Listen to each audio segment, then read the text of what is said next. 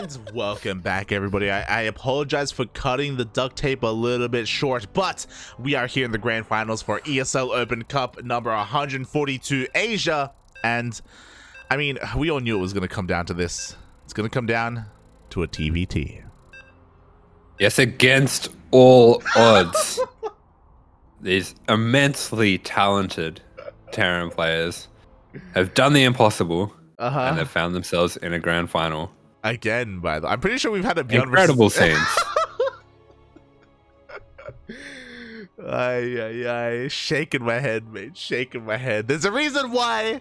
It's Ash, Terran enjoyer, bro. Okay, Terran apologist, bro. We are just here because we have to document this event. No one will believe us if we don't have evidence. Never before seen grand final, as we, I believe, have had these two players in the grand finals before. But let's go. As a reminder, it's a best of 5. Everyone in the chat, place your bets. Predictions are now open. Who is going to come out victorious here? Is it going to be Terran? Or is it going to be Terran? Spawning in the bottom left-hand corner of Waterfall, we have the South Korean Terran player himself representing Storm Gaming. It is GuMiho.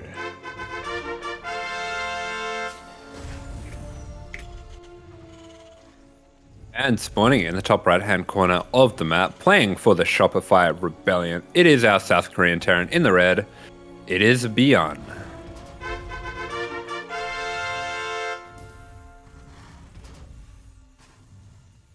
Boy, here we go, mates. I know predictions are open for the chat, but as the Terran expert, as the Terran apologist himself, Asher, who do you favor in this TvT? In a best of 5, Papi, in a best of 5. ByuN 3-0. Oh my god.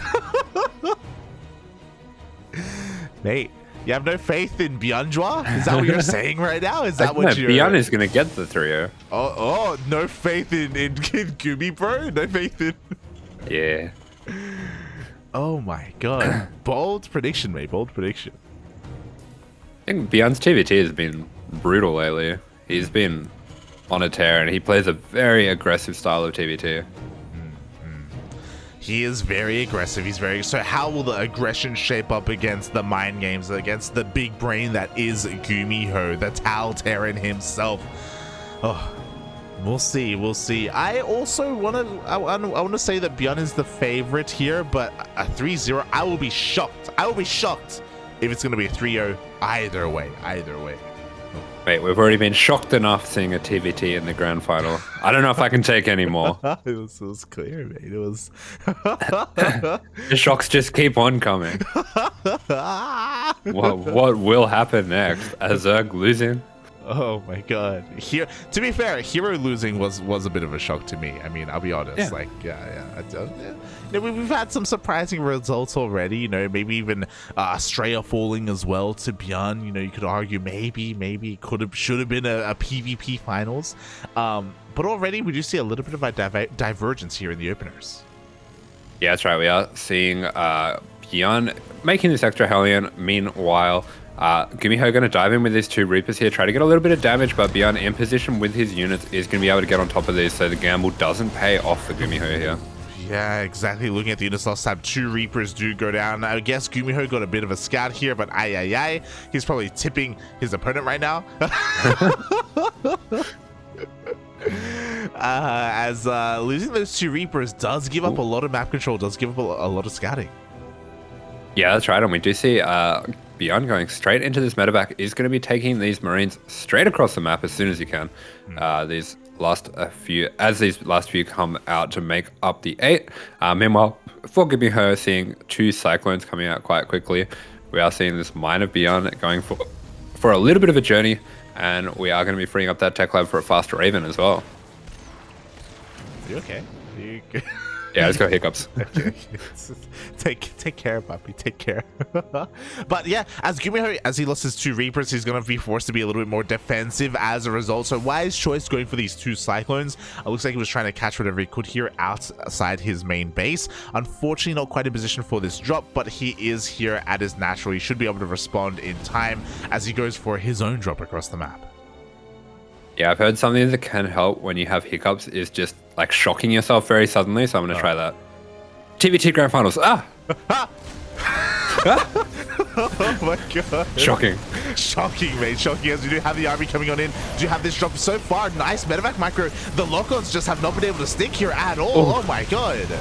Yeah, ByuN absolutely popping off with this micro. Still only able to get 2 SCVs down, but at the same time across the map, GuMiho going for a drop of his own, going to be taking out 2 SCVs as well and managing to preserve all of his units. So looks like both players neck and neck, but ByuN diving back in. Unfortunately, the tank is already in position to deal with this.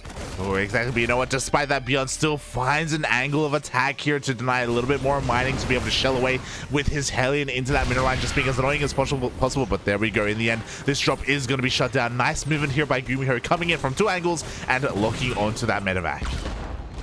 Yeah, his players going for all-out micro battles across the map, something we saw between Hero and GuMiho as well on Waterfall. GuMiho managing to get the better of that one, and looks like he is managing to get the better of this one as well. We do see ByuN, however, going for a faster 3rd CC as he dips in with this turret to get a bit of harass, but nice quick reactions by GuMiho.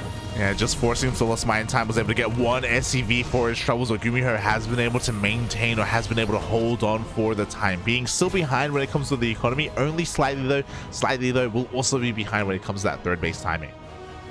Yeah, that's right. He does have a little bit of a lead when it comes to the army, but ByuN doing a really good job with this Raven and with the units he has in the middle of the map, just getting a good amount of map control here. Exactly. And as we get into this, Asher, Ah. Ah. Did it work? Did it? I don't so. Are you okay? Are the hiccups gone? Okay, the TvT worked already. Beautiful. Oh god, but yeah, it looks like we're seeing a lot more commitment to 2-base play from GuMiho as he's, oh my god, loading up so much in these 2 medevacs. Oh, wait, what was that? Raven. That was a Raven. Oh, okay, that's a huge catch there. But meanwhile, GuMiho going for an absolutely huge drop here. It's going to be very important for ByuN to work out exactly what's happening as soon as he can here. But instead, it looks like he's going for a bit more of a passive play here just to deny the 3rd. And this is going to backfire massively. Yeah, exactly. He's like, yo, I'll deny your 3rd, mate. My army isn't even at home. You could have killed me. You could have gone for it as I have a massive drop into the main base. The tank goes down. The boys are being pulled. But the boys, I don't think this is going to be enough. Yeah, they are getting absolutely demolished by these tanks. The tanks are going through there, and that is going to be ByuN's sign to dive straight in to go for this base trade. Does have the Ravens as well, so going to be able to get a lot of utility out of these turrets. Yeah, the turrets, they get thrown down. They take down the tank in the main base. The rest of ByuN's army can waddle into the main as well. We do have 1 more defensive tank available to us. We also have a couple of Vikings that are being banked up here in the corner of the main. The boys are being pulled. This boy pull, though, is going to deal damage. GG gets called, and GuMiho takes the 1st game. Yeah, GuMiho taking down that 1st game there with a very decisive move with that triple drop there. Does manage to take his economic deficit and use his army advantage there, and does kind of get the right side of the coin flip when it comes to ByuN moving out with his 3 Raven push and trying to play it a bit more passively. Ooh. Yeah, exactly. I mean, it was a great reaction, especially after GuMiho had a bit of a rougher start. I think we would both agree. You know, he stumbled a little bit, but again, a very nice kind of adaptation to that to quickly bounce back in that game. And just a little bit unfortunate that ByuN didn't initially scan into the main to recognize that, hey, the army, it's missing. It's not where it should be. Yeah, that's right. He was looking to meta a bit more of the standard play and was caught a little bit off guard there. This is something that can happen a lot in TvT. You can really coin flip with your army movement sometimes, and GuMiho getting the best of that one. So we'll have to see who can get the best of this one as we go into inside and out. Oh, yes, here we go. I mean, again, that 1st game was on a little bit of a smaller map, a more aggressive map, and the game didn't necessarily end because one player was able to completely outposition or outplay another. It was just one kind of Hail Mary play in a way, and it did work out in the end for GuMiho. But, of course, this next game could still go either way. Yeah, that's right. And we do once again have a bit of a smaller map, but this is a map that is a bit more defensible than Waterfall as well. Waterfall kind of lends itself to these crazy aggressive two-base games like we saw with Hero, like we saw in that last game with Hero, with GuMiho and ByuN. But this one should give us a bit of a longer game, as we have spawning here in the top right-hand corner. playing for Storm Gaming. It is our Korean Terran in the yellow. It is GuMiho. And spawning in the bottom left-hand corner of Inside and Out, we have the South Korean Terran player himself representing Shopify Rebellion. It is ByuN.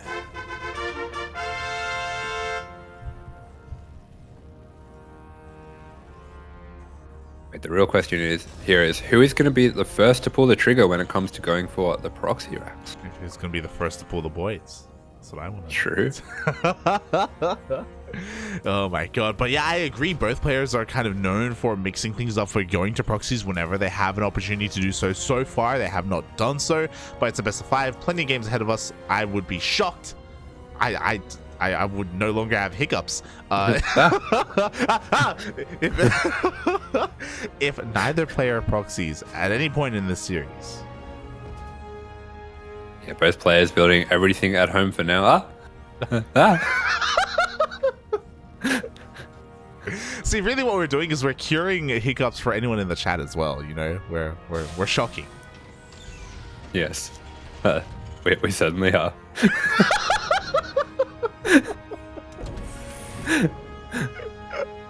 Yeah, that's why I said it.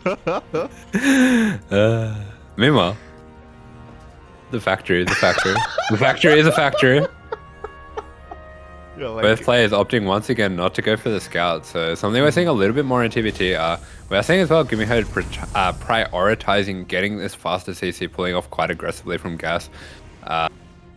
It'd be interesting to see if he's just going to go for the same opening again. Last time he went for the 2 Reapers and the Cyclone, went a little bit faster into his tanks, and we did see later on in that game when he went for that drop, he did have a pretty significant tank lead. Meanwhile for ByuN, he did seem to prioritize that Raven harass and going for the extra Ravens. Yeah, exactly. So we'll see if they kind of lean into their preferences from that first game once again here in game number 2. Also touching on what you were saying about how the meta has evolved where SCV scouting isn't quite as popular nowadays. This guy should make TvT unwinnable. You know, you don't even need to scout with your first SCV. It's crazy. Don't even need to know what they're doing. You're fine. It's yeah, like, mate, what are they gonna do? Make Terran units? Mate, GuMiho, he went for a double Reaper scout last game. He lost it. He didn't see anything, and he still won. just saying. The aggressive, committed double Reaper scout. Yeah. True. OP, mate. Meanwhile, we are seeing some slightly more standard builds coming out of the players this time. So GuMiho going for a very standard 3 Reaper 2 Hellion. We are seeing ByuN as well going for the mine, a bit more of a defensive build here. We'll have to see if he goes for that medevac once again, and he does. So it does look like he is going to be looking to go for a little bit of a drop here with some Marines, possibly even with that mine. Meanwhile, on the side of GuMiho, just pretty standard build up here. Hasn't really chosen to do anything with his starport just yet. Yeah, exactly. Just going for that tech lab. I mean, wouldn't surprise us to see a Raven opener. It's GuMiho, not ByuN, so I doubt we're going to be seeing a Banshee coming out from him. Just a standard safe opener here from our South Korean Terran. Going to be waiting to receive and deflect whatever comes his way as that drop is coming across the map. Not just the Marines, but also, Hellion. Yeah, so we are seeing that drop coming out from ByuN. He's going to leave that mine just at home to defend, but it looks like GuMiho playing a very passive defensive game this time. This looks like, you know, any old EU top flight Terran at this point, just going for that very fast third base as well. So he's going to be in a very nice position if he can deflect this attack here. Battle B, is that you? Is that? Yeah, true. That's true. As I do see the drop coming in towards the natural base, does pick off one of those Hellions, but only a single Hellion. Does take a couple of shots in the face there on that medevac as a result. So GuMiho is able to deflect the first wave of aggression, and he did indeed opt to go for that Raven opener. No Banshees here. No Banshees. Yeah, no, Banshee's just going for an extremely standard build here. We'll have to see if ByuN is going to be going for that 3 Raven once again. If he does choose to do so, he will have a little bit of a timing to jump in with the 3 Ravens against the 2 Ravens of GuMiho. Looks like Gumi is pretty far ahead on his development though, really. Yeah, ByuN hasn't even started up his third base at all. Yeah, I was gonna say that, like how the turns table, right, where GuMiho went for a 2-base play or a more 2-base heavy committed style last game, this game being a lot more economic centric, and as a result he's going to be able to be a little bit ahead in that respect. ByuN will, I mean, because his is so late, he is opting to go for it on location here at his triangular third base, but still going to be a little bit later compared to that of GuMiho. Yeah, that's right. He's going to be taking that one right on location, but he's pretty significantly behind in the development there. Both players going for a bit of a passive game, so GuMiho going to be finding himself with a lead here. It's going to be up to ByuN to go for a push here, but it looks like both players actually opting to go pretty heavily into Ravens here. Both of them going for a third Raven. Yeah, third Raven on the way here, as you were saying, because ByuN is fully aware, or at least GuMiho knows that there's no reason for him to push out. He knows how late the third base is for ByuN. He knows that he is the defender. He's ready to receive once again beyond whatever he has to offer. And yeah, ByuN has to be a little bit more active than just this. He's posturing in the middle of the map, trying to find a way, and does confirm the tank's moving out towards that third. Yeah, nice little scout with the mine. Good attention to detail as well. Just going to pull that one back, not losing it to the vision of the Raven. He's going to be able to see if any army is coming around to flank him. Meanwhile, we are seeing him break down these rocks to set up a better angle on the third here. And it's going to be important for GuMiho to get some eyes on that. Yeah, exactly. Right now, GuMiho is a little bit blind, but he does move forward with that Reaper, and he does confirm the army. Yeah, good job there, confirming the army. We do see the third Raven coming out of here, so that will negate the advantage from ByuN here. We're seeing a lot of auto turrets being going down. A little bit late on the siege for ByuN, but looks like the turrets just going to trade out there, and ByuN actually making ground here through with the Marines, with the Reaper and the Hellion, going to be taking out 3 of the tanks of GuMiho. Yeah, the Marine count, because of that, the auto turrets of GuMiho really didn't last too long at all. They were all focused down at the same time. Ooh, nice snipe there from that Viking. Both players end up trading out. Looking at the units lost tab here, both players had their Raven counts reset, but GuMiho did lose his tank lead, losing all of them. Meanwhile, ByuN saved all of his own. Yeah, that's right. Just some classic TvT things. I wish I could tell you why one player won that fight and one didn't. I just can't. No one understands. The turrets just go down, things happen, and one player emerges from the rubble. Yeah, it's just yeah, Terran wins. Terran wins, mate. Always. But we do have a pretty substantial tank lead now for ByuN. We do see him landing his Vikings as well, recognizing his lack of air superiority. The Vikings of GuMiho are landing as well, but the target fire was good enough. GuMiho loses his tank. Yeah, it does lose a tank, but meanwhile, a pretty nice SCV pull from GuMiho. He's going to be jumping right on top of this push before it can get anything done. 5 of his SCVs going down and a lot of mining time being denied here, but ByuN is not able to set up any aggressive position with the tank, so averts a lot of pain down the line. At the same time, this does get ByuN back in this game, and he does have quite a nice supply lead now. Yeah, exactly. He's ahead in workers. He's ahead in army right now. Despite the later third base, he has been able to deal more than enough damage in the end. Still lacking when it comes to the overall Viking count, but will that matter in the end when he has the tanks? Oof, as he loses 2 more Vikings. Yeah, 2 more Vikings going down. We do see GuMiho switching into medevacs now, actually. Some nice micro by ByuN. They're just skirmishing with those Vikings back and forth, and he's starting to amass a pretty significant army advantage here. Yeah, we have 5 tanks, only 2 of GuMiho, but can he actually make use of those tanks? Because he doesn't have that air superiority, it's going to be a little bit difficult to outposition his opponent, as we do see him rotating around and going to be able to punish this 4th on location. Yeah, a bit of a greedy 4th on location here by GuMiho, probably hoping that ByuN was going to be a little bit preoccupied with the battling over on the right side. GuMiho throwing down a nice scan there, is going to recognize that ByuN doing the same thing and sending out a drop just to deny that one. Oh, exactly. At the same time, a couple of Marines are going to get cleaned up as well. There we go. We have a forced cancel at the 4th base. Ooh, even some medevacs being focused on as well. Does end up straying a little bit too close to those tanks. Yeah, ByuN with his signature aggression with the Marines, with the medevacs, just getting on in there. Does look like he's actually forgotten his combat shields on the Marines. Ooh, happens from time to time. No combat shields whatsoever, so we'll see if that bites him later on. Meanwhile, we do have that drop across the map. The CC actually finished, though, so ByuN is going to be able to hold on to it. Yeah, try ByuN running in with these Marines is going to be able to contest the Marines of GuMiho and defend that, and now has a pretty significant economic lead. Also has a nasty position here with the tanks at the 4th. Yeah, it takes down the gas geyser and will also take down the armory. There we go. 1 shot is all it takes. Yeah. Thankfully, 2-2 did already start here for GuMiho, but he's going to have to rebuild that armory in the main. Yeah, that's right. ByuN finally noticing as well that his combat shields is missing, has started that one up. So that might be his signal just to take things a little bit slower here, but knowing ByuN, probably not. Yeah. Man, if you tell him to slow down, he ramps up that aggression, man. He just keeps on going. He takes out another tank here on the right-hand side, despite not having combat shields. Looks like the Vikings are going to be able to force him back. Do see a bit of a counterattack headed towards the fourth base of ByuN, so we do see reinforcements already gathering here. The center towers are insane because of this. Like, again, going for any kind of counter aggression is going to be so difficult for GuMiho. Yeah, that's right. A nice little rotation of the units here by ByuN. He is finding himself with a pretty significant supply lead, especially now that he's got that fourth up and mining. Exactly, a nice little bit of a drop here with 3 Marines. He takes down a tank as well, only losing 2 in the process. Again, not going to be able to snowball from here, but whatever little damage he can pick off, like it's been insane. Yeah, that's right. The aggression of ByuN is relentless. He does find this army in the middle of the map with GuMiho a little bit slow to react as well. That's half of the Marines going down for GuMiho right away, and any potential for a counterattack is really getting bidden right here.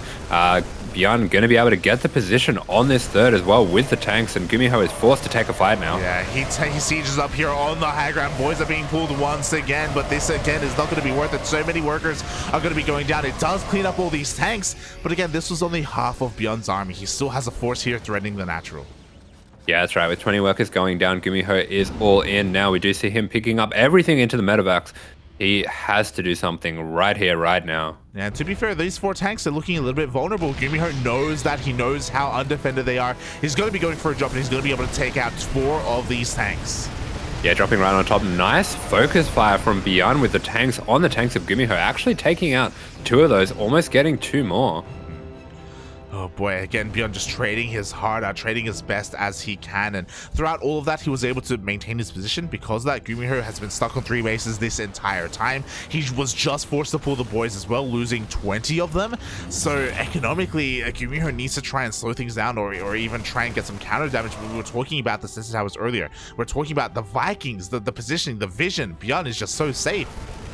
Yeah, and ByuN has been relentless with his aggression here. Every time GuMiho moves out onto the map to try to get something happening, ByuN is there, already in the middle of the map, already there to meet him, and it's done wonders for him in this game. GuMiho really hasn't been able to get anything going, and with that, the 3-3 has been denied. Wow, both E-bays get taken down in the main base from the double drop. Eventually gets cleaned up, but the damage was done. GuMiho trying to get his 4th up and running, trying to get another base, but ByuN just does not let up.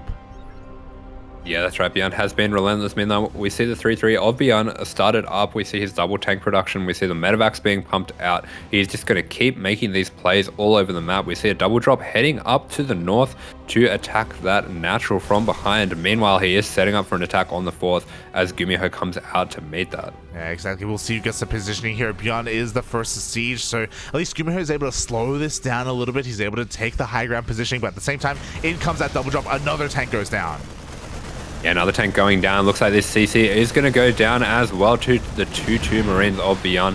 He's going to jump straight up into the main, looking to get a little bit of multitask going on as well, poking at the army of GuMiho. Yeah, just catching the reinforcements, forcing them to turn around and come back home here for GuMiho. At the same time, GuMiho does have a Viking lead. He sims up forward. He's going to be able to catch a couple of unsieged tanks.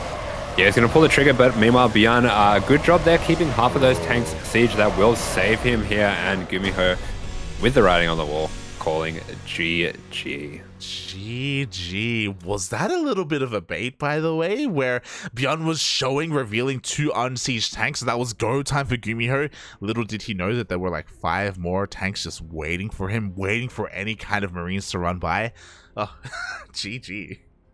Yeah, for sure, could be, especially ByuN recognizing what an all-in position GuMiho was in. But yeah, that was a classic ByuN game. Just constant aggression, constant multitask, having things going on all over the map, got to his comfortable 4-base position and just killed his opponent. Yeah, there we go. That was insane. ByuN tying up the series 1-1 in a very commanding fashion, as we're going to be getting into game number 3. And on Data C, I wonder if you'll get your wish granted. You were talking about some proxy play earlier, and GuMiho may not want to get into another game quite like that one.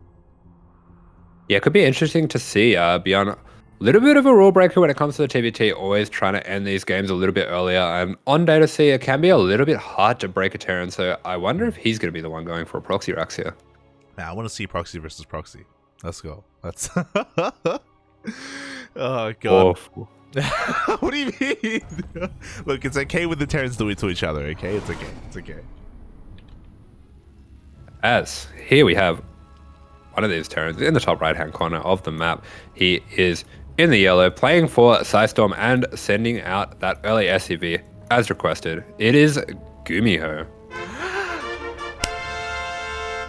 And spawning in the bottom left-hand corner of Data Under the Sea, we have the other South Korean Terran player representing Shopify Rebellion as both workers. Boop. Oh my God, we actually had an A move from ByuN. Oh my God, there it is. We have representing Shopify Rebellion, ByuN. Yeah, this was actually going to be a proxy Rax mirror. It was. They're calling each other out, but you know what? GuMiho doubles down. He sends his first SCV across the map, pulling back the worker of ByuN, and he commits to the proxy. Yeah, it's a bit of an odd position for this proxy Rax here by GuMiho. He is going to be able to keep this SCV at home at least. So ByuN not really going to know what's going on here, but at the same time, it's not that committed coming out from GuMiho. We're not seeing the double proxy Rax. We are just seeing the one. We are seeing him go up to the standard SCV count as well. So not cutting early as you normally would with this build. We are going to see a pretty standard build coming out from both players, just with the Rax out of position.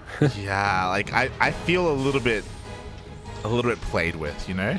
Cheated. I feel robbed, mate. These two players were flirting with the idea, but they you know, I paid for the check and they just went home, you know.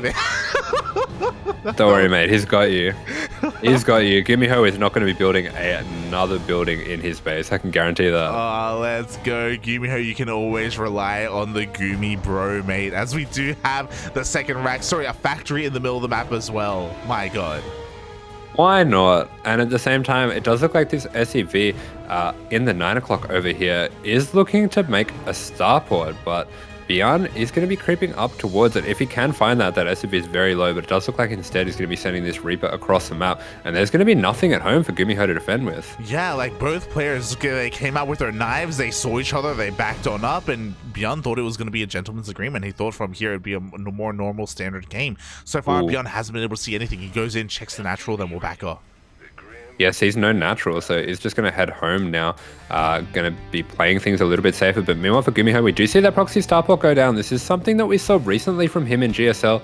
He actually, in that case, went for a proxy liberator into BC, and it was on this map. So I'm wondering if we're going to be seeing that again. We shall see. First two Reapers going to be able to lay the CC here for ByuN. Only getting that building SCV, nothing much else, as ByuN is going to be able to force all this back. And our eyes are going to be on that starport. Our eyes are going to be on the production tab. After the starport finishes, will we see that fusion core? Yeah, try a little bit of a skirmish coming down here for the two players. Nice micro by ByuN. Is going to be able to take down those Reapers, but is going to lose at least one of his Reapers. And with this second Reaper coming in for GuMiho, this CC is going to be further delayed. Yeah, exactly. Nice repair there by ByuN. Going to be able to top up that Hellion as well, so he can fight back here on the low ground. Another SCV being denied, CC being further delayed, and there is that Liberator that you are referring to. Where's Fusion Core there? Yeah, we do have that potential for a fusion core. Meanwhile, for ByuN, we do see him starting up a Viking, but looks like he's going to be forced to cancel the CC. This is pretty significant here. Oh yeah, exactly. Forced to delay his base. GuMiho getting his own back at home, so he's going to be able to catch up, and we already see him lifting up some of his buildings, but he commits here with the factory and getting a tech lab in the middle of the map. Mate, he's like, I like these crabs. These crabs are cool. I'm going to hang out with them. Yeah, you know, Sebastian, he's not a bad guy, okay? He's under Data C as the Liberator rocks up here, takes down one of these SCVs. At the same time, the Hellions are trying to break through into the main base, but they take a automatic shot to the face, and they will not. Oh, actually, they may actually get in. Oh. Yeah, pretty close to breaking through there. Fortunately for ByuN, the Cyclone going to pop out just in time. That mine coming in clutch just to help defend his units there. I think there might have been a little bit of splash from that mine as well on his own units to make that fight so close. But meanwhile for ByuN, we do see him switching into Cloak Banshees. I love this.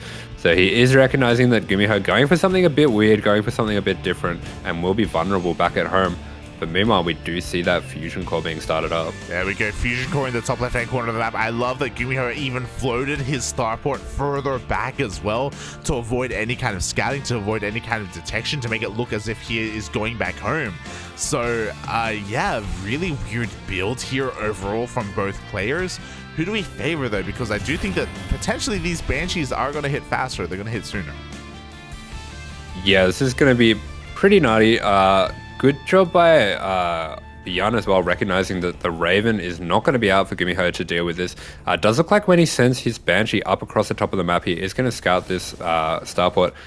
This is kind of crazy. I'm getting some deja vu because this is exactly what happened in the GSL game as well. There was a Banshee and the Banshee did actually scout the starport in that case as well. There we go. The Banshee does see the starport and even sees the fusion core as well. So now ByuN is fully aware that a BC is going to be on the way. We have magfill accelerators as a response, more cyclones being produced, and the likelihood of this BC dealing damage, we'll see. I mean, there's going to be 2 cyclones and a Viking to defend. Yeah, that's right. Both players aware of each other's tech. We do see the emergency eBay going down straight away from GuMiho, recognizing that he doesn't have the opportunity to get any Ravens up to deal with these Banshees. But really, he does have the rough side of the coin here. With Yamato still a fair way off, this Cyclone and the Viking is going to be able to deal with the BC. Yeah, we have some nice target fire though. It looks like the Cyclone will survive, forces a teleport here, and as the BC does come back home, it will be able to defend against the... Actually, doesn't go back home. Oh. It looks like the BC actually teleporting in behind the natural there. Nice scan there. He's going to be able to take down this Banshee, and that does mean that the turret is going to be able to get up. Meanwhile, we do see the second Banshee just poking in here. He's going to be able to take out some of those weakened SCVs here, but the turret is going to be able to keep at least the main mineral line safe, but that natural mineral line is forfeit. Yeah, exactly. 0 mining here at the natural. 10 workers are going to be going down. The BC still has not paid for itself. It looks like GuMiho wants to come in and try and pull apart the defenses of ByuN with a BC at the natural and the main at the same time. He will have Yamato with this full-up push, but as time goes on, we're just going to have more and more anti-air. Look at the Viking count. Look at the Cyclone count. Yeah, I love this response from ByuN. Going to be skipping Ravens altogether, going straight into reacted Vikings. And the Vikings already starting to get into the count where these BCs just aren't going to be able to deal with them. And I am really liking this position here for ByuN. Yeah, this is the downside of doing a potential GSL build, is the fact that all eyes were on it. I'm sure ByuN was watching as well. He has a response in mind, and his response is insane. Here we go. We do have the BC whirling on in. Yamato still a couple of seconds off. Oh, and the Cyclones are going to miss this, so the Cyclones won't be at home to defend. Yeah, Cyclone's a little bit mistimed there, moving up to intercept these BCs. Meanwhile, ByuN, while he takes out this BC at the front, is going to be leaving his natural undefended. Oh, exactly, and as that happens, the BC will waddle on in. Yamato is now done. Vikings are going to rock up, though, and if we Yamato too early, the BC goes down. Yeah, the BC goes down. A little bit of a miscalculation there by GuMiho, not recognizing just how many Vikings there were, getting a little bit greedy with the Yamato, and ByuN being such a nuisance still with this Banshee here. Yeah, exactly. Finally, the Banshee goes down, but it was able to hinder and hamper the economy of GuMiho. The fusion core in the top left-hand corner of the map does get found out as well. And ByuN, yeah, he's been able to handle or hold his own very well here, having a great response to the proxy BC. Yeah, that's right. ByuN taking out the starport, taking out the fusion core as well. So that does leave GuMiho, I believe, without a starport for the moment. Instead, just starting up his extra factory, starting up his third base, will be looking just to camp things up with his tanks and cyclones. Yeah, exactly. Bearing in mind that GuMiho is going into a more mech style, as we have multiple factories on the way. We have magfill that will finish up shortly as well, but he's going to be behind in these bases as that third CC is already landing here for ByuN. Yeah, the one concern that I do have for GuMiho here is it's going to be pretty hard for him to deal with a slow push of Liberators, considering he's so far behind on air. We do see his starport is finally going down now, but looks like ByuN content just to stay on his 6 Vikings and to contain GuMiho for the moment. Yeah, exactly. I mean, he goes for the scan, does get eyes on the tank count. Looking at ByuN's vision, he hasn't been able to see the production yet. So, I mean, but seeing all these tanks, he should be fully aware, okay, he is going to be going up against mech. Yeah, try. We see the Marauder production coming out from ByuN, so he is well aware that it is mech. We see his extra gas is going down, and I wouldn't be surprised to see a greedy 4th base coming out very soon, as GuMiho doesn't really have any aggressive potential at the moment. Yeah, he's forced to just chill, stay at home, and turtle on up. But you know what? Maybe he wants to on a map like Data Sea, right? He does kind of lend towards that. He has a beautiful tank spread here at his 3rd base as well. I'm also just keeping an eye out for any kind of lid production here for ByuN. I mean, he's a bit of a different Terran player. You know, I'm sure he would love to go for a more drop-heavy, macro kind of a multi-prong heavy style instead. Yeah, that's right. We don't see any 4th and 5th frac started up, so we do in fact see that quick 4th CC, as I was referring to.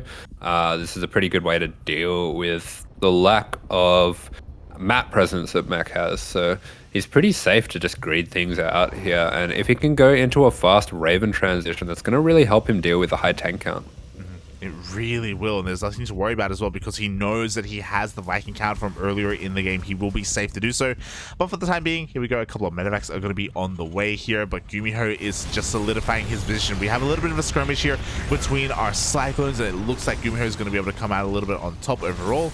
But when it comes to solidifying that position, we have that ring of turrets. We have the BC. No drop is getting into the main.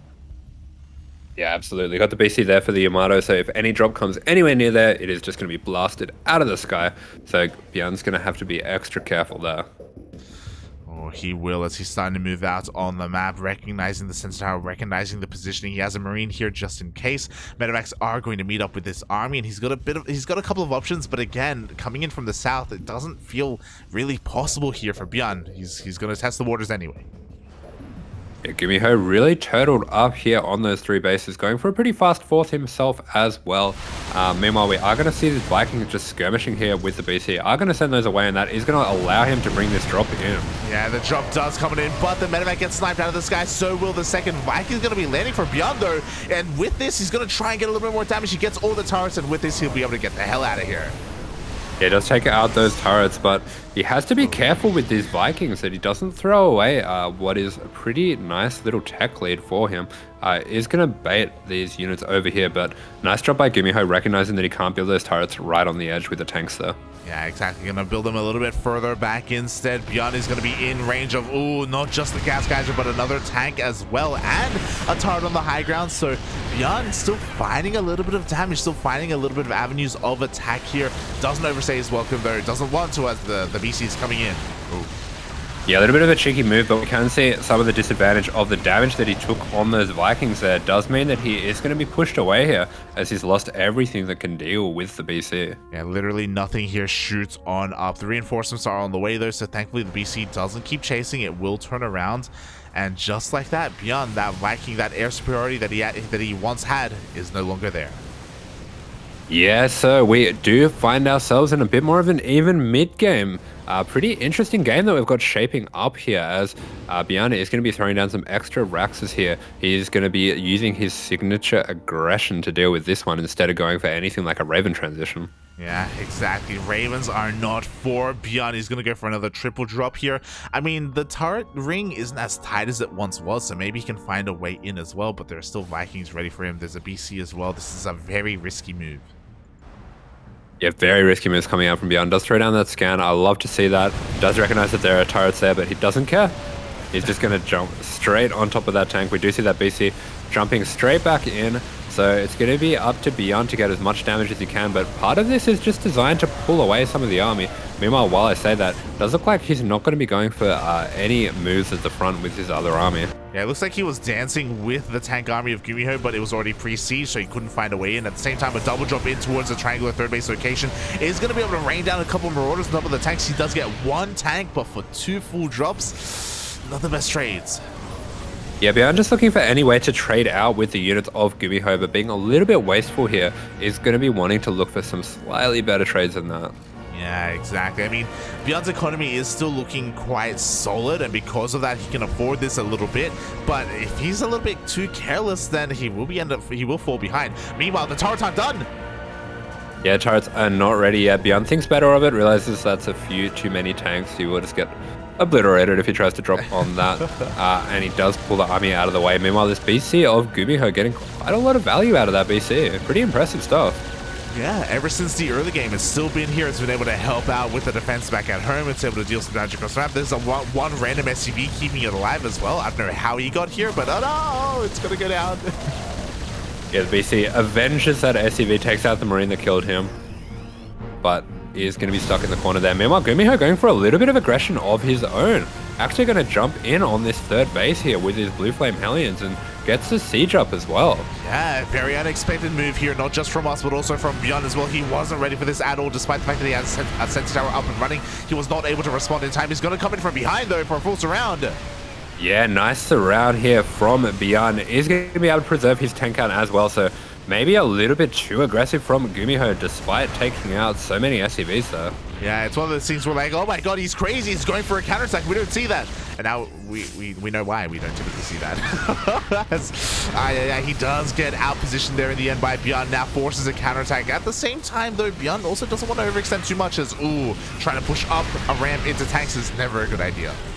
Yeah, that's right. A little bit of an overextension here coming out from ByuN. He's going to be losing a lot of his tanks. Good job by GuMiho there to get those tanks in position. Meanwhile, we do see the BC actually taking down that 5th and is going to start to harass these SCVs at the 4th as well. Wow, I didn't expect that to happen, but the planetary actually went down here for ByuN. So that BC more than paying for itself, even able to escape in the end and fall back to safety. GuMiho going for another massive counterattack though. That tank count is still looking insane. Yeah, GuMiho amassing a pretty impressive tank count. Nice job by ByuN. It's going to force him to siege up a little bit early there, but GuMiho pretty happy to just trade tanks for tanks. Yeah, he does get 2 tanks for his troubles once again. GuMiho looking quite powerful here in this push. ByuN falling back a little bit. His tank count has been slowly whittled away throughout the course of this game. He's down to 3 tanks. Yeah, that's right, and GuMiho still has that Yamato available on the BC as well, so if at any point he does want to take out a tank for free, he does have that option as well. Yeah, that he does. We only have those 2 tanks here in position. GuMiho rotating around, headed towards that 3rd base location. Once again, getting a couple more tank shots off on the army, and there's no tank here at all. Yeah, that's right. GuMiho finding himself in position on the base of ByuN once again and denying the mining on this 4th. Things are starting to look pretty dire here for ByuN. Yeah, exactly. Losing more tanks, losing more Vikings, more medevacs as well. ByuN being bullied all the way back home, forced to give up another base. He's going to try and expand here towards the north. That's actually his main, by the way. That's how desperate he is. Yeah, the main floated over there. And meanwhile for GuMiho, he's able to happily take his 5th. He's pretty unhindered back at home while he has this push going. He's got his 3-3 upgrades on the way. And for ByuN, I have to say this Arax didn't really do too much for him. He was a little bit too wasteful with those drops. The defense of GuMiho was good. Yeah, exactly. A little bit too aggressive in the end, ByuN was. I mean, that's kind of what he's known for, but alas, sometimes it can be his downfall. We do see these tanks once again looking a little bit exposed, so ByuN is taking a great trade here, but he needs more than a great trade. He needs an amazing trade. He lands all of his Vikings trying to take down these tanks, but alas, he won't even get them. GG is called, and GuMiho taking the lead in this series 2-1. Wow, GG, well played, GuMiho. To be fair, after a pretty crazy start where both players were planning to proxy each other, but in that game of chicken, GuMiho, he didn't diverge. He didn't pull away. He kept going, mate. He doubled down, even went for a proxy BC, and that BC, mate, it came into play. You know, it actually mattered in the end. Yeah, he got a lot of work done with that BC, actually managing to have enough going on at the map all at the same time that he took out the 5th with the BC. Yeah, absolutely insane, the damage that he was able to deal with that, forcing ByuN in that position, keeping ByuN's economy down. We were praising ByuN for his faster 5th, right? Like, he took that so long ago to take advantage of that, to take advantage of his map control, but he never was really able to make use of that base. And as you were saying, we just saw drop after drop. And to be fair, it was one of those things where ByuN was scanning ahead of time, by the way. He knew what he was going into, but he went anyway. He didn't care, man. He didn't care. Yeah, that's right. Sometimes the yellow is good, but sometimes it can get you into a little bit of trouble. And ByuN finds himself now in a little bit of trouble, despite how well the early game went there. Just didn't quite get the mid game going his way. It was a bit too wasteful. GuMiho managing to get that one and being very aggressive with his mech at the right times. Really well played there. And we find ourselves on Tropical Sacrifice for game 4. That we do. And spawning in the top right-hand corner of Tropical Sacrifice, we have the player leading in this series. He's one game away from becoming our ESL Open Cup 142 Asia champion. It is the South Korean Terran representing Storm Gaming, GuMiho.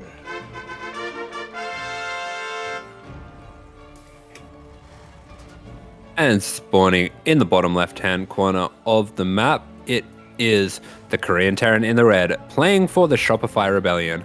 It is ByuN.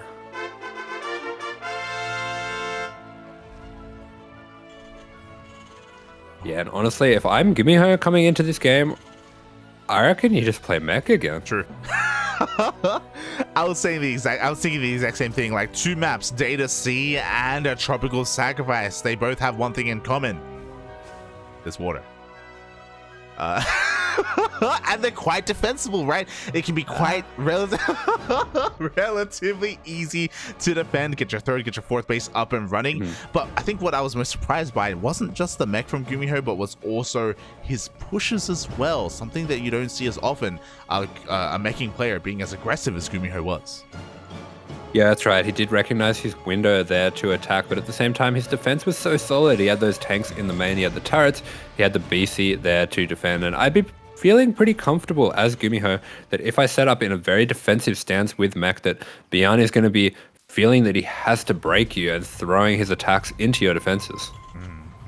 Yeah, along those lines though, I would also say that I imagine ByuN is going to have a little bit more resistance to that this game, just because he is on match point. I would like to think that he's going to be able to hold himself back and have a little bit more what's the word? Self-control. That's it. Have a little bit more self-control about just YOLOing in with his drops. I would like to think so anyway. I'd like to think so.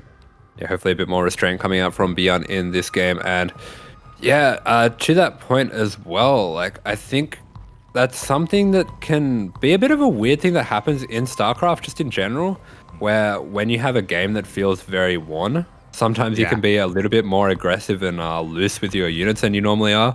Like I like to say that most of the TVPs I lose, it's because my mind drop gets damaged. I feel like there's these games where you get a whole bunch of damage, especially on eco, and you feel like, man, I'm so far ahead. If I can just trade with him, if I can just force fights, it doesn't matter if they're not the best fights. I just need to keep trading with him and using my better eco, and then suddenly the game gets away from you.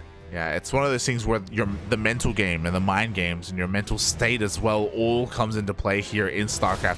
It all affects your decision making, and that can make or break a game for you. So yeah, you're 100% right with that. Meanwhile, we do have a little bit of a skirmish here in the middle of the map, utilizing these side blockers as best they can. GuMiho coming out a little bit ahead in the end, both trading out equal number of units, but GuMiho gets an extra shot off on that Hellion. Yeah, that's right. It does look like ByuN is going to be able to get this Hellion home. GuMiho, of course, doesn't know if there's extra Reapers and Hellions waiting for him, so he is just going to back off, just going to play this one safe for now while ByuN heals up that Hellion. He does heal that Hellion on up here in the main base. We have the full surround there. Meanwhile, it looks like Woodmine shot did end up going off here. Will delay the CC a little bit, but GuMiho won't be able to get too much more damage than that. He's going to be forced to back up as GuMiho is going for a medevac, going for a drop. Yeah, we are seeing GuMiho this time going for a bit more aggression with the drop. Does have quite a few Hellions for this drop as well. So he is going to be able to head out with 3 Hellions and a Reaper here for this drop. Not really opting... Oh, it does look like he has 4 Hellions. Nice. So this is the amount that you need to one-shot SCVs. There we go. We have that one-shot potential. At the same time, the Reaper slips into the main base. Looking at the vision here of GuMiho, he was not able to spot the production. He is not able to see the add-ons, but he was able to get an eye on that Marine count as he is going to be going for that drop. Yeah, we do have this drop headed in. It's going to be important for ByuN to have his Cyclone positioned properly to try to take out this medevac. It does look like that Cyclone isn't going to be out right on time, but the Raven will, and that auto turret should help with the defense. Yeah, it definitely should help. Here we go. The auto turret, the Raven, is going to be here at the natural base, moving a little bit out of position. ByuN actually going for a much faster third CC, but here we go. The Hellions come in, and the Cyclone does come out in time. Yeah, Cyclone getting a lock-on immediately onto that medevac. Really nice initial pull by ByuN there. Does manage to deflect most of the damage. He's going to be able to put up that wall Actually using a Hellion there to block that wall as well. Very cute moves coming out from ByuN. Yeah, very nice micro in the end. Only 3 SCVs go down. The Hellions all get cleaned on up. At least GuMiho does escape with his medevac, and he will be able to heal that up in the end. But I'm sure he was hoping for a little bit more damage. Yeah, that's some beautiful micro and crisis management from ByuN, just pulling away his SCVs from the close side when that drop headed in. Did a really good job there, stopping that from spiraling out of control. Oh yeah, exactly. In the end, he will be the one in control as he gets away with his faster third CC. He'll be able to land it here on location shortly. GuMiho going to be quite behind in retrospect, but we've seen that, hey, even in the game where ByuN was far behind with his own third base timing, the aggressive Terran can still find a way back into this. Yeah, that's right. And meanwhile, he is going to be sending out this medevac. Looks like he's got a bit of a fake drop actually set up. Some nice moves coming out from GuMiho. A little bit of a cute trick there, trying to buy himself some extra time. On the side of ByuN, we do see a third Raven coming out as well. Yeah, we will have that Raven lead here for ByuN. We'll see if he can make use of that. Meanwhile, the medevac is going to be testing the waters here, confirming the timing of the third CC. Does spot that it isn't quite landed yet. And again, going to be threatening the bases here of ByuN, forcing reaction, forcing his attention at home. Yeah, that's right. Meanwhile, the Hellion of ByuN just going to head on over here just to keep eyes on what's going on from GuMiho as he moves out with this 3 Raven timing. Yeah, exactly. And again, 3 Ravens, mate. Well, they're also baby there. They can be quite strong indeed. Yeah, that's right. This is a pretty powerful timing, but as you were referring to earlier with this map, there is a lot of defensive potential, and we are seeing, similar to what happened on Waterfall, ByuN is going to be trying to set up to deny the landing of this third. So we'll have to see if there's going to be an aggressive move coming out from GuMiho once again. Wow. As it looks like ByuN throwing down some turrets in the main is going to use a lot of his energy here. Yeah, 1 Raven actually goes down, but it pulls away the army. The entire army of GuMiho responds, and that is going to leave his third base a little bit more vulnerable. Yeah, that's right. And ByuN does get eyes on the army of GuMiho as well. He's going to be able to get this siege up. At the same time, there's a lot of energy on these Ravens of GuMiho. He has a few options here. He can try to cut off these tanks by disabling them and jumping on them, or just move straight across the map. And his army is pretty significantly stronger than ByuN's at this point. As the reinforcements of ByuN do head in here, and he's going to be able to take out that Raven. Nicely done. Yeah, very nice lock on there by ByuN. He was aware that his army was looking a little bit vulnerable, so his reinforcements come on out, do meet him, do safely ferry them across the map, and now the pressure is on GuMiho. He's down to only a single Raven. He's going to go for a bit of a drop, but the Vikings, they intercept. Yeah, nice job there with the Vikings. He's aware that medevac has been there for a little while, poking in and out, so knows the possibility of that, and we do see that the momentum shifting back in ByuN's favor once again. Yeah, exactly. GuMiho just wasn't able to deal any damage whatsoever. He still has that drop here towards the bottom side of the map. Does scan, confirming the location of the army. Gonna force ByuN back a little bit further, and that main base is looking a little bit vulnerable, but the Sensor Tower finishes, and it spots the drop. Yeah, Sensor Tower finishing right in time. He's going to see this drop loading up, heading straight into the main, and the Vikings and Raven are in position. Nice disable there. Very nice disable. 1 auto turret is going to be enough to clean up these Marines. The Vikings shut down the drop. Yeah, very nice shutdown on the drop there. But meanwhile, GuMiho is going to use this momentary distraction to try to get in position with these tanks. Good rotation by ByuN. He's going to be able to stay on top of this and sending forth the Marines to take out that Raven right away. Yeah, nice target fire there, going for the Raven, not for the tank in the end, taking away a lot of the utility here from GuMiho. Meanwhile, because that there is nothing much here in the air, the Vikings, they land. Yeah, the Vikings landing here, but all of them are going to be taken down by these Marines, and with those tanks being deflected as well, with the aggressive siege from ByuN, he has deflected this very effectively and is going to be heading straight across the map to attack once again. But GuMiho going for the Doom Drop. Is this going to be a repeat of what happened on Waterfall? Oh, we'll see. I mean, the big difference is that GuMiho only has a single tank in this Doom Drop, so not that much fighting power. He does have a lot of Marines, but ByuN's army is just so much more powerful. As a response, he's going to go for a massive counterattack, and he can go all the way into the natural at least. Yeah, that's right. We do have the energy for a disable here for ByuN. He is going to throw that one down. These SCVs just going to buy as much time as they can for GuMiho here, but they are all going down. Meanwhile, we see the SCVs of ByuN being pulled again, and the drop in the main is going to be set up there and get quite a bit of damage.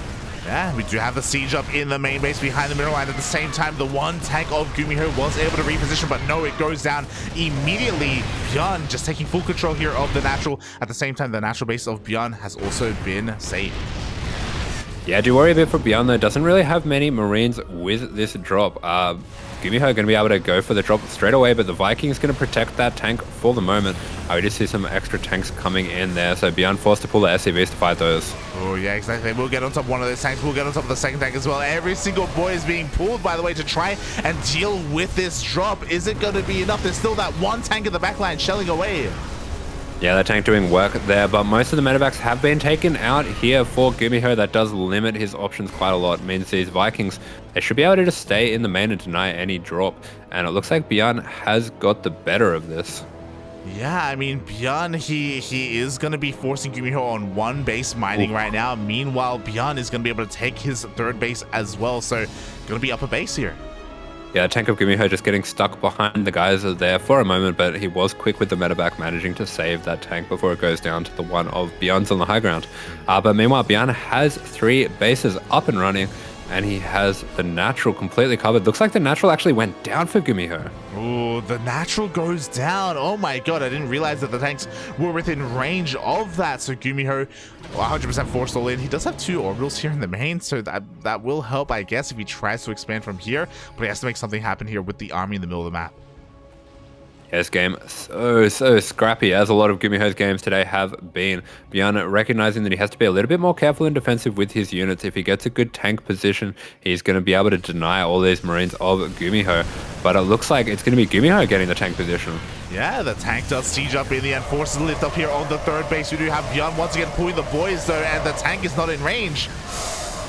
Yeah, the tank not quite in range, but it looks like GuMiho's units just going to get the better of this with the extra healing coming out from the medevacs. A very close fight between these 2 players.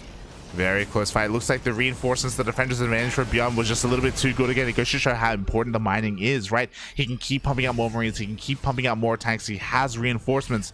GuMiho, not so much.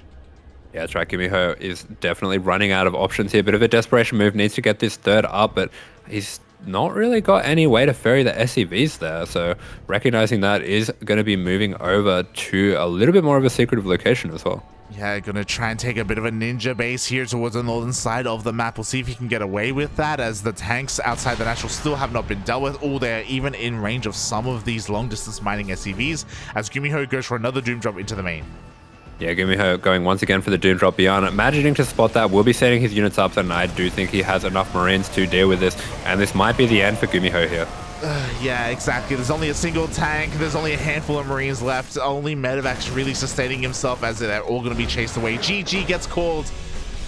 And Asher, we have an ace match. Yeah, ByuN tying things up in an absolutely crazy game. These guys having such scrappy, aggressive TvTs, and we are going to the ace match in this best of 5. Let's go. Oh my god. Let's go, Papi, all the way to game number 5. And I'm excited because I was actually talking about it during the duct tape break, but game 5 is going to be on Stargazers. Yeah, we have Light's favorite map in Stargazers.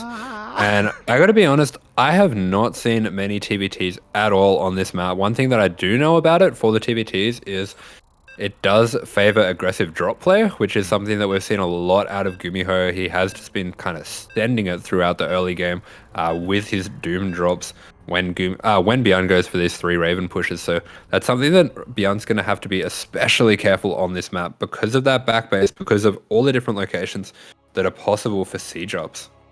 Yeah, I mean, I'm sure ByuN is aware of the map as well. There's a reason why this map made it through the veto process, so I hope that he does bear that in mind.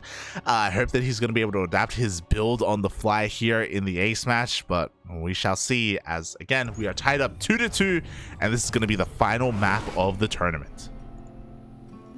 And spawning here in the top left-hand corner of the map, he is in the yellow. It is the South Korean Terran playing for Storm. It is a GuMiho. And spawning in the top right-hand corner of Stargazers, we have the South Korean Terran player himself representing Shopify Rebellion. It is ByuN.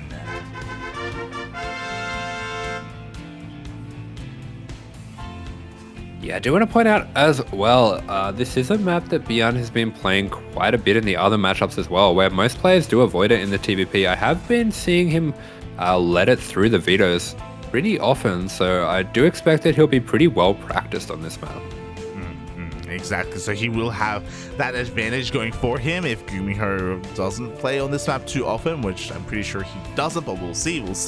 As so far, the openers are pretty standard, and unfortunately, no one is crazy enough to send out some SCVs and go for a proxy in the ace match.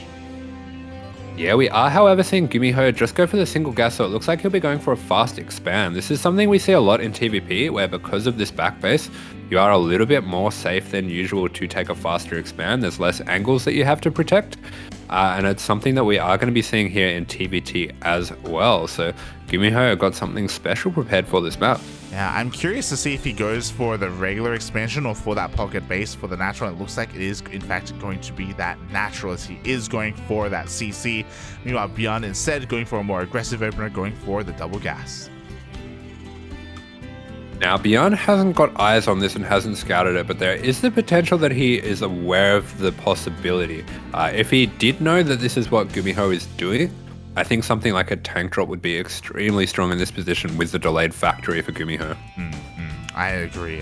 You're talking about how there are kind of aspects of this map that can be abused quite well, and I'm sure ByuN is fully aware of that as the first Reaper is moving out across the map. Same can be said here for GuMiho, as actually we have a little bit of scouting going on. ByuN a little bit paranoid. Yeah, ByuN just looking around for proxies here is going to be taking his base in the not in the back location, in the forward location here, so that will allow him a bit more opportunity for aggression as well. There is something I want to note as well with that back base. I do believe that a tank at those minerals there can hit the base. Oh, okay. Yeah, that does look about right. So that can also come into play as well, depending on how much aggression we see here at the pocket base of GuMiho. It's high risk, high reward. This can be abused, this can be taken advantage of, or GuMiho could get away with it. Yeah, that's right. There are a few different things we can be seeing here. Meanwhile, for ByuN, he is actually going for, looks like a 5 Reaper 3 Hellion opening. So this is another way that he could potentially get the damage, but it's going to be hard for those Hellions to get in. Yeah, it really is. The wall, not quite a wall yet, to be fair, but I'm sure it's going to be on the way, as ByuN is going to be moving out across the map. He wasn't able to scout at all with his Reaper earlier, so he's unaware about which base has been taken for GuMiho. He's still a little bit in the dark about that. Yeah, that's right. So he will be running in with the units here. It does say that there's no base here. Hopefully he is going to recognize that this doesn't necessarily mean it's a one base build. Just going to poke up with that Reaper there. Nice control there. He's going to take control of the ramp, but unfortunately losing that Reaper.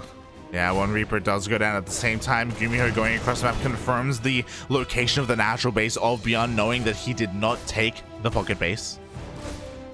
Yeah, that's right. He's going to be able to see that base. He's going to be able to recognize as well that ByuN hasn't gone for the fast expand himself, so he's going to recognize his position in this game. Wow, even gets a full scout up, confirms that it's not going to be a 1-1-1 from ByuN, does spot that second Rax. Yeah, so something I was referring to before is the drop play is very good on this map, and we are in fact going to be seeing out of ByuN a 2-on-1. I'm not sure if this is a response to the Rax expand or just something that he already had planned for this map, but this drop is going to be pretty hard to defend with a close air rush. Interesting. 2-on-1s in TvT aren't something that I'm too familiar with, I'll be honest. You don't see it too often, but yeah, on Stargazers, like there can be a lot of success there. Yeah, the TvT 2-on-1 is something that Cure was playing around with quite a bit. It can be good as a mix-up, and you can go into it off quite a variety of builds. We did see Time and Cure in some recent tournaments going for 2-on-1s off standard openers with a single Raven before they go into the 2-on-1, but this is something a bit different. This is a very fast 2-on-1. Okay, very fast, very committed here going into this, but GuMiho, he's fully aware of what's happening. He was able to get a scout off earlier, so he's starting to prepare back at home. He has this Raven, he has a Viking here in position as well at that natural base to try and shut down any kind of drop. Meanwhile, ByuN just poking and prodding, finding another straight SCV here at the third. Yeah, ByuN doing a really good job with the map controls afforded by the Cyclone, by the Hellions and Reapers. Just taking control of this watchtower as well. It's going to be important for him when he sends out his drop to make sure that there's no units for GuMiho on that tower. Oh, exactly. Try and keep that drop as hidden as possible. Meanwhile, GuMiho, he may have failed to get bunkers up here at his third, but when it comes to his natural, when it comes to his pocket base, he at least has a bunker here ready and waiting. The Viking was repositioned, bear that in mind, so it's no longer here to cover that base, and that drop is coming. Yeah, it looks like ByuN just opting instead to skirt the edges of this tower. He's going to dip in, see that bunker. Nice scan from GuMiho, finds the 2 medevacs, and that means that this isn't really going to get much damage here. Yeah, but you know what, ByuN, he commits anyway. He does drop on top of both of these tanks. He's going to get the one on the low ground at least, but he loses his tank in the process. Oh. Yeah, doesn't quite micro that tank back, and he is going to be able to take down the 3 tanks of GuMiho. So a pretty nice trade, taking advantage of that fast stim, recognizing that with that commitment into the stim as well, he does need to try to force some damage. Yeah, exactly. And I mean, trading 1 tank for 3 isn't a bad trade at all, but bearing in mind he also lost his medevacs in the process as well, he will at least force a lift up on this third. Yeah, he is denying a little bit of time on this third, and he does have the potential to spiral things out of control a little bit for GuMiho. He can snowball the tank disadvantage.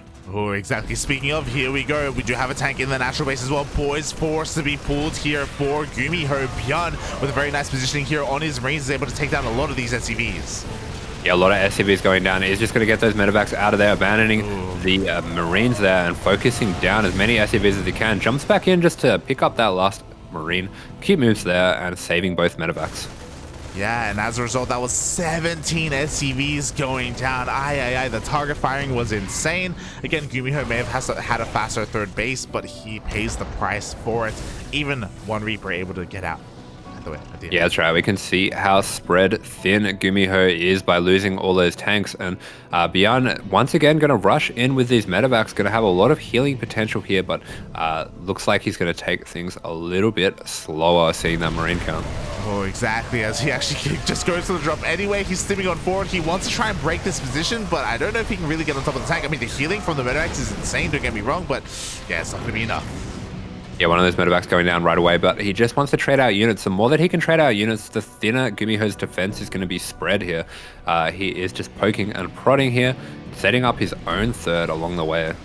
Oh, exactly. The third base for ByuN is finally finished up. Still morphing into an orbital, don't get me wrong, but because of all this aggression, ByuN was able to take a worker lead, is now tying himself up in those bases. Oh, and that drop play, finally, GuMiho is going to have a moment to breathe. Yeah, a little bit of energy on those Ravens, and with that Viking with the Marine count as well, ByuN doesn't want to be too reckless jumping in with those medevacs as they could be sniped. Yeah, exactly. He does want to back off in the end. He doesn't want to throw away whatever lead he has, even throwing down a 4th base on location. GuMiho is on the way, though. As looks like ByuN... Was he able to barely see that? Yeah. He was. Ooh. Looks like that medevac just caught vision of these Marines. These Marines would have been a really nice move here to deny these CCs. Look like both players pretty familiar with how each other play. Exactly. ByuN fully aware, in position. These Marines aren't going to find any damage whatsoever. GuMiho even just checking here, but GuMiho doesn't have stim, and ByuN does. Oof. Yeah, pretty brutal trades with the medevacs there as well. ByuN losing pretty much nothing to take out that Marine run by. And with that scan, GuMiho recognizing that that was the right move, just a little bit unfortunate to be seen there. Yeah, unfortunately, the pathing in the middle of the map was a little bit off for, again, ByuN was just on point to actually be there at that moment, at that time. And GuMiho forced to back off once again. He's trying to be active, don't get me wrong. You know, he isn't going for that mech style again. He's going biotank just like ByuN, but just hasn't found a way in. Yeah, rather interestingly as well, both players pretty close in supply here, but ByuN does have that 4th coming up, does have his 8 racks coming up as well. One of those stylistic choices, ByuN liking to go very heavy in the Marines when he plays this matchup. And GuMiho, he does need to get a little bit of damage here. Nice zoning on the Ravens there, isn't going to have his tanks disabled, even taking out one of the tanks of GuMiho. Yeah, exactly. One more tank of GuMiho going down, but he does end up landing that siege. Meanwhile, he also has the advantage in the Ravens. There we go. We have the disables. Ooh. Yeah, disables are going down, and GuMiho's going to jump on this right away. No tanks here for ByuN, and the Marines are overwhelming. Wow, every single tank is going to be going down. Only a single one left. Only no tanks left. They all get focused down, as well as all of these workers. Yeah, what a great timing by GuMiho, recognizing a little bit of weakness from ByuN in this moment. He's going to be able to take down a lot of these units, even dropping a mule here to repair out this Raven. Yeah, exactly. This push has already paid for itself, but GuMiho, he's going to keep on going. He's going to press his advantage when it comes to those tanks. Vikings are finally coming out for ByuN, but again, a little bit too little, too late. Without them, those Ravens were able to reign supreme, and GuMiho is going to slow push this third. Yes, Marine count is good for GuMiho. ByuN being a little bit aggressive with the Marines of his own. That is going to allow a window for GuMiho to jump on this with his Marines. Going to focus down both of these tanks. GG is called, and GuMiho's done it. Wow, GuMiho, after sustaining quite a number of losses from the 2-1-1, he's able to solidify his position, take advantage of his Ravens, push out across the map, and GuMiho is our ESL Open Cup Asia champion. Wow, amazing job by GuMiho there. And honestly, I thought that one was over. I thought ByuN had that one in the bag, but we can see the power of Ravens in TvT because of the opening that ByuN went for. He didn't have any Ravens, and GuMiho just being a little patient, waiting for his 2 Ravens to accumulate all that energy, disables every tank of ByuN, jumps straight on top of it, and gets the win. Yeah, exactly. You were talking yourself about how there are other like 2-on-1 variants that do still go into those Ravens or do still begin with Raven production. But alas, that's not really what we saw from ByuN there. We saw that he was doing quite a bit of damage with his drops. Don't get us wrong, quite a lot of damage actually. But apparently it didn't matter. Apparently it was not enough. Yeah, that's right. And we just see the 2 players chatting a little bit about the game. So nice to see, friendly relations there with the players. I do know that they play with each other a lot, so good to see that they, I think, are seeing the light side of it. I don't really know what they're saying, I guess. They're like, she's like, I hate you, I'm gonna kill you. Your mom's a dog. If you ever do this again to me, I'm gonna find you. Tip, tip, tip. GG, well played. Again, I'm sure just banter between the 2 players talking about the game and themselves. I'm sure GuMiho was even probably talking about the opener, the 2-on-1 opener that ByuN went for. But yeah, what an explosive series, what an explosive TvT. Not too long, not too drawn out, very high octane, very aggressive, very intense. Yeah, TvT can be fun. As long as you got 2 of the craziest players that there is going for it, always going to be good. Definitely. What a tournament we had for ourselves today. That is going to wrap us up here for ESL Open Cup Asia. Massive shout out to all the players that did participate, and especially the top 4, because top 4 did get paid out. I know we've been a little bit too preoccupied with this TvT, but shout out to the Protoss players, Australia and Hero as well. They were both able to walk away with some money. Unfortunately, we didn't get to cast any of Max Angel, not this week at least. Maybe next week.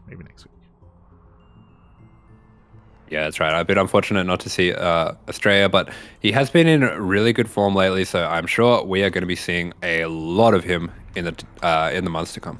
Oh yeah, we will, as we are going to be getting into DreamHack this week later on, so everyone keep your eyes on that. Last thing I have to say about this bracket is, hopefully we can see some more Zerg representation later on. Fingers crossed. I know there aren't a lot of Zerg players in the region.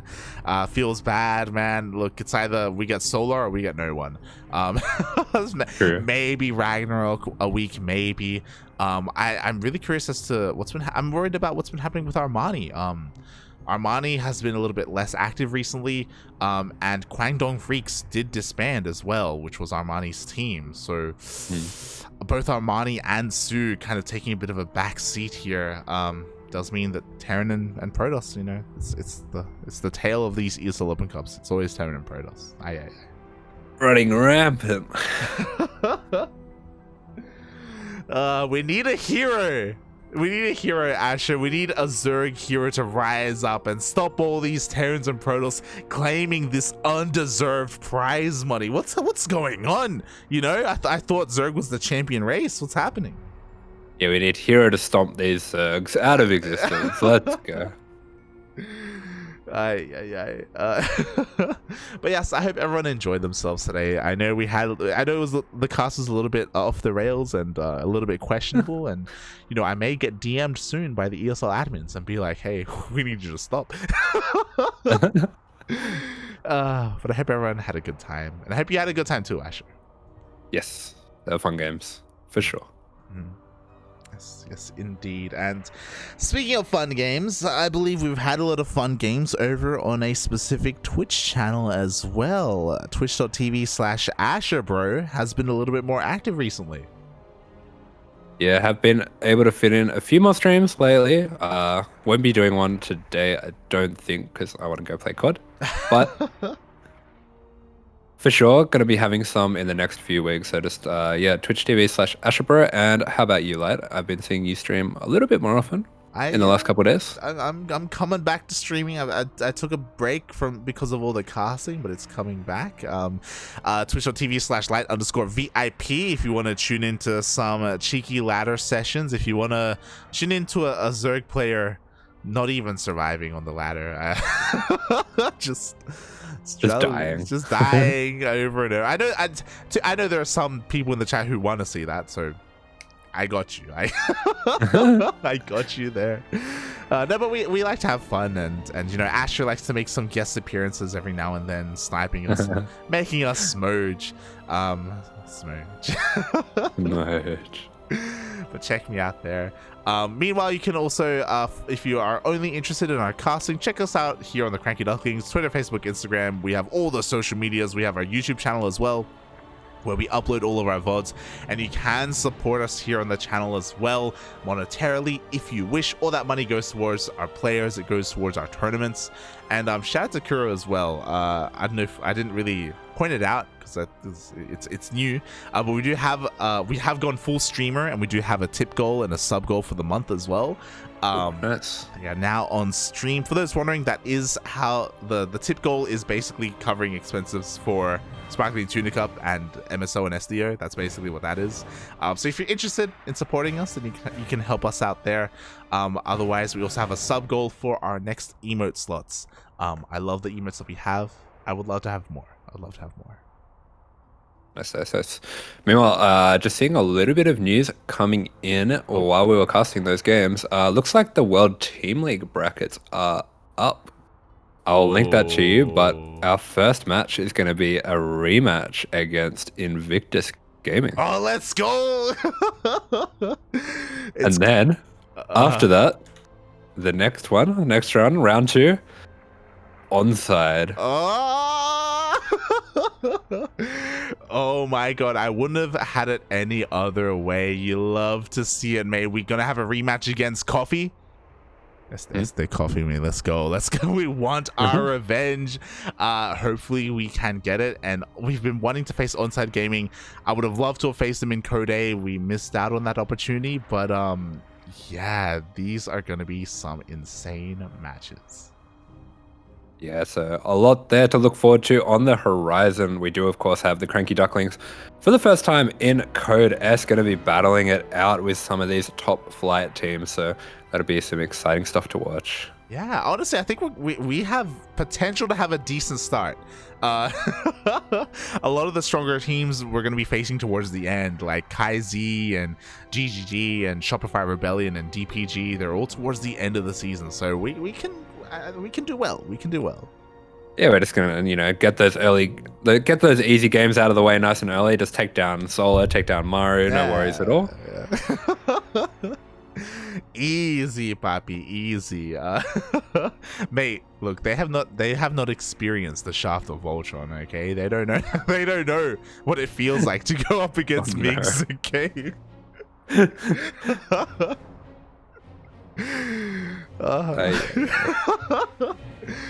With that, thank you so much everyone for watching. Keep an eye out for World Team League because we are going to be playing and casting that as well.